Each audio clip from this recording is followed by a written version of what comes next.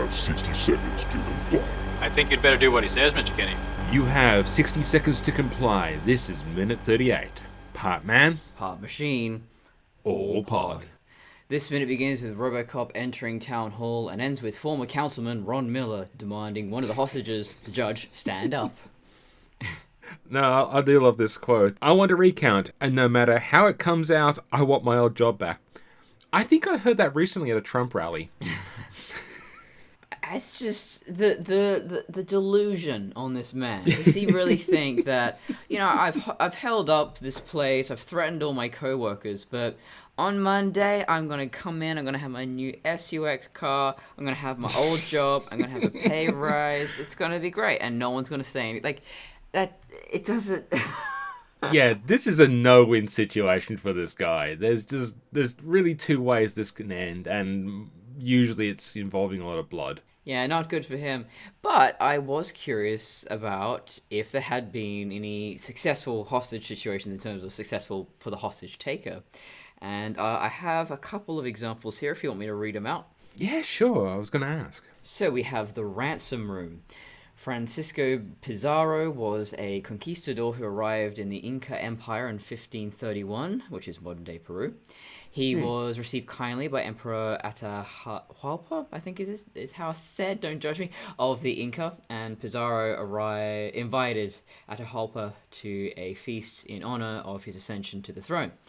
However, at the feast, Pizarro slaughtered 5,000 men. Atahualpa had brought with him and took him prisoner. So Pizarro offered to buy his liberty by filling the room where he was kept prisoner with gold, and 2 following rooms with silver up to the level of the reach of his arm.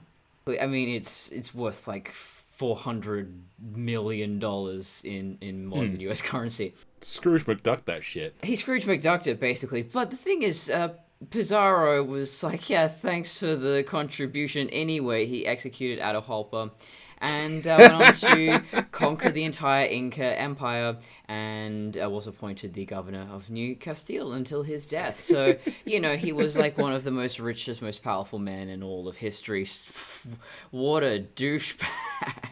Yeah, like, from what I've heard, like, I've not actually done much studying that, but, like, the whole thing of, like, hostage negotiations ending peacefully feels more of like a Hollywood thing. Like, the Hollywood hostage negotiator is kind of a myth, like the one guy talking the guy down.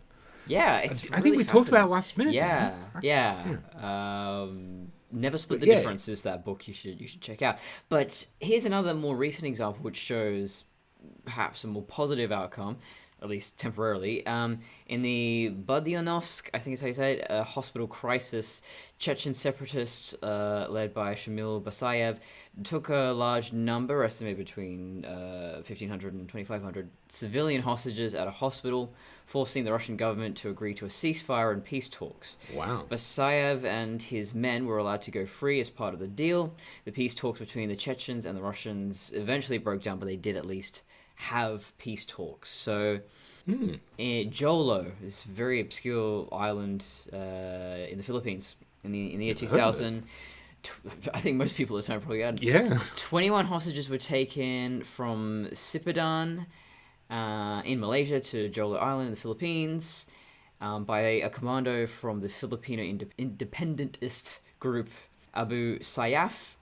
Most of them were released after negotiations in October and September, after a ransom estimated $25 million was paid through Libyan mediation. Although several of the captors have since been caught or killed in the last few years, so I guess, define success. They got what they wanted at the time. Yeah, so these stories never truly end well. Although the one that comes to mind, I'm only recounting this third hand because I've heard it on I think it was on an episode of Well, There's Your Problem, and because there's this. I don't remember, but like I think during the 60s there was this whole thing of like things like airplane hijacking. So common, and also so common in 80s television. There's an episode of Knight Rider. You look like crap. Fuck you, kid! and an episode of Airwolf where the female leads, Bonnie and Caitlin, respectively, are going to a wedding, I think their sister's wedding or whatever, and they have to go out of state, and they're on a plane, and then it gets taken over by terrorists, and to the point that in my memory I'm forgetting which one was which. They blurred into one episode. They probably carbon copied the freaking scripts between the shows. Copy pasta, yep. The one I immediately think of when I think of hijacking in media as a comedically is the one from Monty Python's Flying Circus, where the guy hijacks I think it was Michael Palin, just like a regular English guy. He's like, I'm hijacking the plane and take me to Cuba or whatever, and ends up jumping out of the plane, landing next to where he actually wanted to go, which was just down the street. Then I think John Cleese pops in, dressed to like almost like Fidel Castro, going, take this plane to Cuba. But there was an actual hijacking where they did take the plane to Cuba, and what I love about the story is that Fidel Castro met them at the airport with open arms and allowed everyone else to go and granted the hijacker asylum, from what I can remember. So nobody else was injured or hurt, and I think they even got to do some duty-free shopping while they're in Cuba. It's one of those weird stories. Wait, is this Monty Python or is this... No, I think that was what inspired Monty Python, was this actual Cuban hijacking. And my final one was Libya between 1999 and 2007. That's how long this went on for. In the Bulgarian nurses' crisis, they were freed in 2007 after 8.5 years of captivity in Libya in exchange for diplomatic gains granted to Gaddafi. So it looks like most of these situations, it's a terrorist organization or it's a rebellion, it's a bigger political group or it's in the distant past before human rights and war crimes were established as things. So, just the notion of an individual being like, going postal, literally, you're doing the typical going postal, screw the post office, I want a raise, I want this and that. It's just like, no, how do people imagine this going down? You just don't go to work the next day like nothing happened. Yeah, that's what I mean. What is the long game? What is the end game? And a lot of this stuff, sometimes, people have mental illnesses and stuff like that, which can cause some of these issues. A lot of it's just desperation in these kind of things. People have been pushed to their edge. Miller himself says, I'm a desperate man, and I think it really does come down to that, which is he's lost his job, and the economy doesn't seem great in this Robocop future, so I'm guessing, he's just terrified and doesn't know what else to do, and hopes this works, which it won't, as we'll see in a moment. Yeah, just a quick note, I got here, first mention of the 6000 SUX. Yes, very important. I was about to dive down a rabbit hole, because I think it's Hedgecock mentions that, it comes with a black punk. Oh yeah, God, that's the fuck is that? I know, I looked at that, it's like, oh hell man, we'll throw in a blow punk. It's just a radio. And it's like, it's a stereo system. I was like, fuck, that's not interesting. Does not exist anymore. No. Filed for bankruptcy in 2015. So, I mean, it technically does. It was absorbed by some other company, but nothing too interesting to find there. Pretty much all hi-fi audio things have gone through bankruptcies and been absorbed into other things at this point. Probably Sony's the only one that hasn't. Oh, and Bose. Bose is still going, and I think they're German. Oh yeah, I'm thinking more like your classic, like hi-fi, 80s hi-fi, things. Yeah, so. The OGs. Yeah, now they just get rebranded and come back out as retro, and they're usually shite. I'll watch a lot of Tech Moan. Yeah, Tech Moan's awesome. Yeah, you do see that a little bit in Cars as well, where they do a throwback, and it's just it's never as good as the original. It's never gonna be. Well, especially when you get like modern styling, throw it onto like an old vintage car, and it just looks like every other single freaking car on the road, and it's like, whoa, where's the individuality? Where's the interesting? I will give Beetle points. The revived Beetle, you definitely. I remember when that was called the Concept 1. This was like, back almost 30 odd years ago, and it was just like, wow. It looks like a 90s Apple computer. I love it. Well, it looked like a 90s Apple computer before the actual Apple 90s computer. Yeah. Yeah. That's how old the Concept 1 is. Really? Yeah. I remember seeing it in high school, man. Speaking of cars, I love that he says, "Oh, I want something that goes really fast and has really shitty gas mileage." Mileage. Why? Yeah. So I've actually got a note from the commentary. This was Ed's joke about American cars. And what's really funny is that John Davison actually turned this reference into the commercial we see later. And the reason why there's a dinosaur in that commercial is because John and Paul wanted to make a dinosaur movie as far back as Robocop. And the interesting tidbit here is they even worked on a project that was developed at Disney. And that project, even though it had nothing to do with John and Paul, eventually became the movie Dinosaur. Really? How's that? That's a wild connection. I know, but that's sometimes that's what happens with those projects. They just go through so many iterations and so many, and they brew and they just keep being changed and modified, and someone goes on, someone goes out. But I'm just imagining Paul directing Jurassic Park, and it just makes me happy. Yes. I want to live in that universe. Yes. Oh, man. It probably wouldn't be as technically marvelous, but my god, it would be enjoyable. Yeah, there's, the iconic scene, you got the theme song going, and what's her name? Laura Dern's looking up. Oh my god, and then it's just the SUX dinosaur.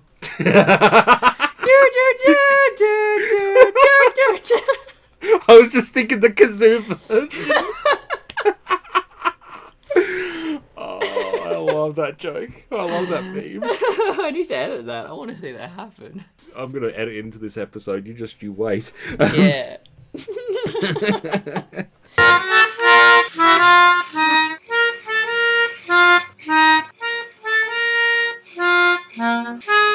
This is actually the first time we see the thermal vision in action. Yes. It wasn't. I don't think it was even hinted at previous. We did talk about it in the previous episodes of like, why didn't Robo use the thermal in the creep rape scene? And I think from a storytelling production, we're being shown Robocop's powers. If you look at it as a superhero movie, this is the moment where Robocop learns to fly or learns to shoot lasers out of his eyes. I was going to say out of his fist, and I'm like going, yeah, I think Robocop would have laser fists. Laser fists. That's my synthwave name. But the funny thing is, because I was thinking laser eyes and spider webs out of the wrist, so yeah. But if you think of it as a superhero origin story, this is the movie demonstrating his abilities. Although I don't think he really uses thermal vision that much later on anyway. But it's a cool thing. Yeah, I do feel like it's a nice little gradation, I guess, if you will, slowly showing us more of what he can do. So yeah, maybe there was just too much going on in the scene with the rape scene, I guess. They don't want to detract from what's happening and the very iconic dick shooting moment with the thermogram. So yeah. Yeah, I think it's also one of those things of maybe like trying to superimpose two bodies in thermal might have been a bit of a visual mess as well. Maybe. But it also really does showcase targeting. I mean, we have the pen target. This shows targeting in action. This is just how precise Robo is. And brilliant storytelling. Just, yeah. It's funny, in that scene where, he basically has to lift up the woman above his dick, basically, so that's possible. I never thought about that until I watched that minute and just realized, yeah, of course, because the positioning just would not work otherwise. It's a cheap cop-out, but when you watch it... The thing is with cheap cop-outs is that if you don't notice them, it's working. And a movie like this... It's like, okay, like any movie, if you overanalyze it or you go deep into the minutia, you're going to see the person pulling the strings. You're going to see that kind of stuff. But yes, like absolute mad lads that we are. Yeah, oh god, anyone who does a minute by minute is kind of has to go through this at some point, or especially like we're 38 episodes into this, and we're barely getting towards halfway. I don't recall ever thinking, why is he lifting her up? And I thought, yeah. You always think, oh, why doesn't he shoot him in the head? But you kind of look at the perspective of Robocop and going, no, it's too dangerous. Heads move around. His legs are kind of static, though. maybe he wasn't aiming specifically for the crotch, he was aiming for the leg, but it was a good hit. A painful hit. Yeah. A very, very, very cross-leggedly man. Oh, I do have a quick note here. I love that, speaking of thermal vision, I love that in the real world, Miller is like this chubby, white, pasty white guy, and in the thermo, he looks buff as shit. Yeah. He's sculpted! So I don't know how they did the thermo. I was going to research that, but yeah, I've just been too busy. I guess they just had to hand illustrate it.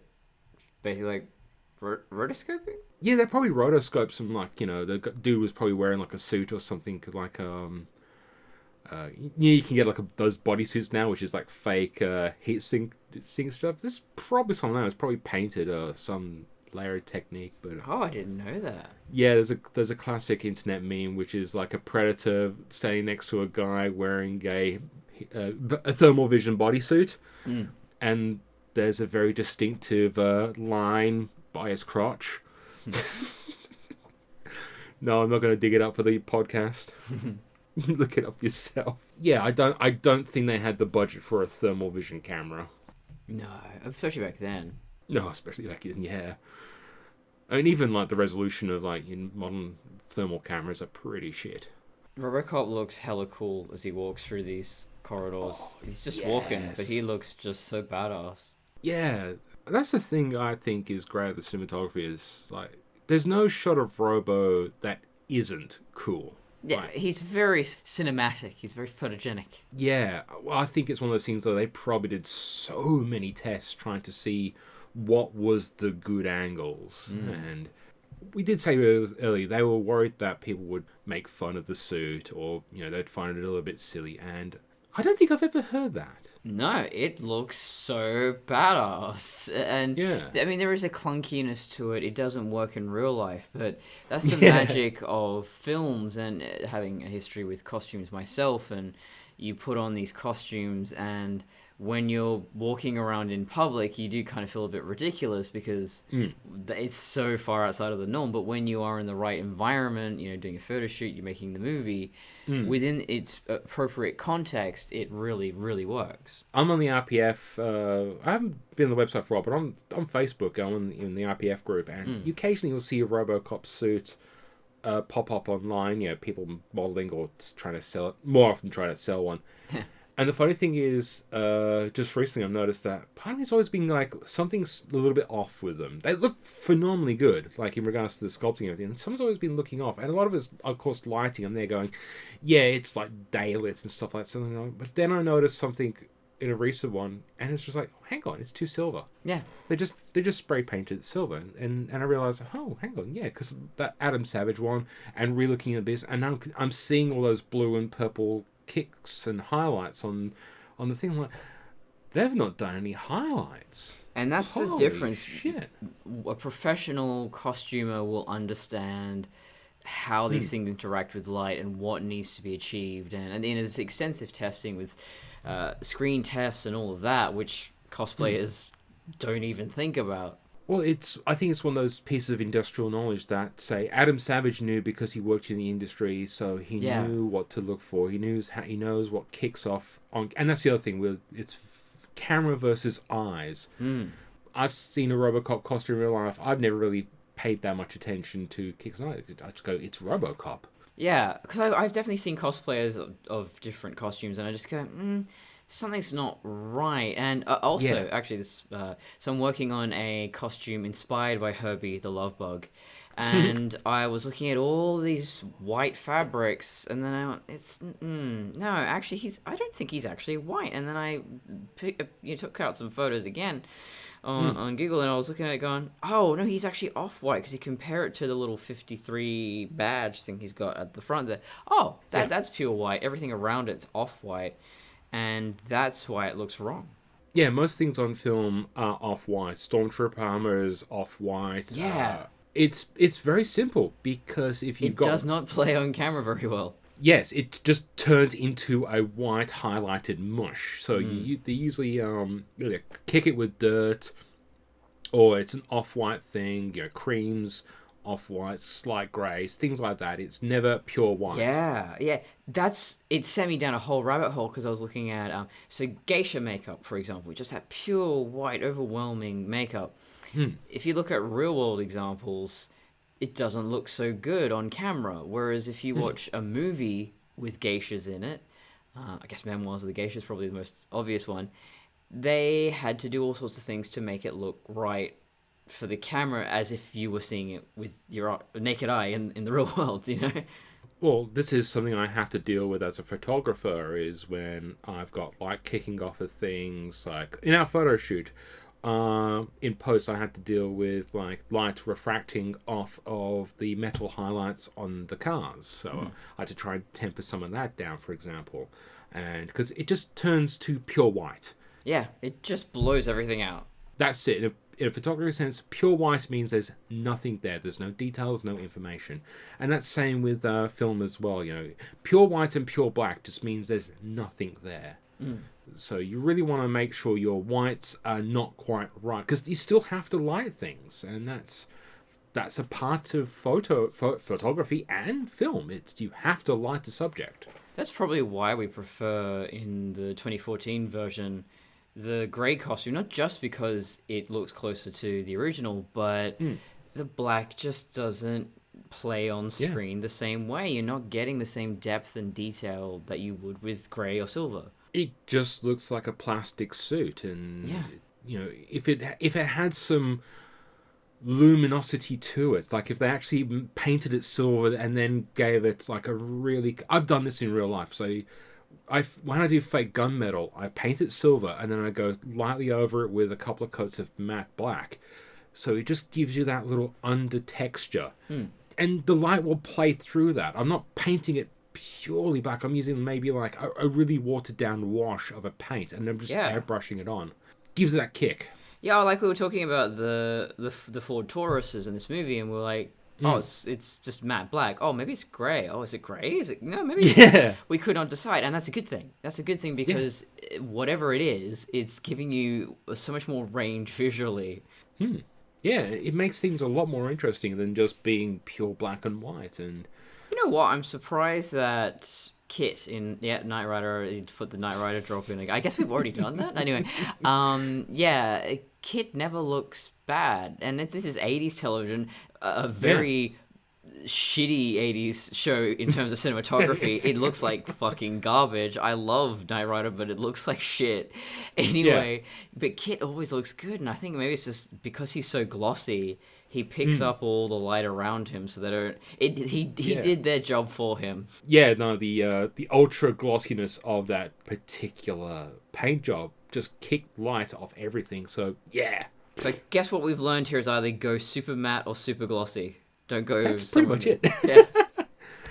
I have one quick note. I've had a look at the novelization and the script, and there's not really much difference in this minute, so we can pretty much ignore them. But one more comment in the commentary. So the guy playing Miller was the barkeeper in Total Recall. Oh. That scene is infamous for the three-breasted lady. Of course. Played by Ensign Sonia Gomez from Star Trek TNG. Well, shit. Yes. I think we've talked about that in the past, but who cares? I'm crowbarring it in anyway. Yes. I love it. It is... I love when we make connections. It's very important, especially Star Trek connections. Very, very important. Yeah, it's been a couple of weeks. Got to get one in there. Yes. My final note was just looking at the thermographic image, the thermogram, if you will.